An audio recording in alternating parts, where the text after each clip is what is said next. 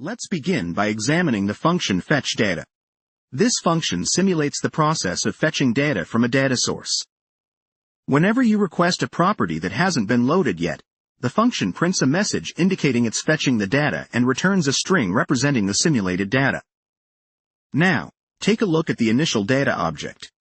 This represents the initial state of our object, with some properties already defined, like id and name.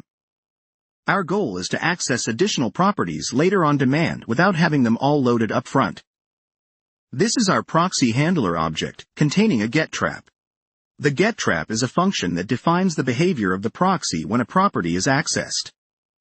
This trap checks if the property already exists on the target object, and if not, it calls fetchData to retrieve and store the data on the fly, which we refer to as lazy loading.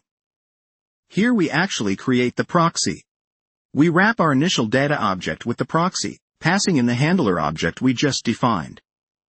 The proxy intercepts any access to the properties of initial data, allowing us to control and manage their loading behavior.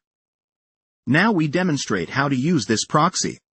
When we try to access proxy email, the proxy checks if email exists on the initial data object. Since it does not, fetchData is invoked, and the result is stored.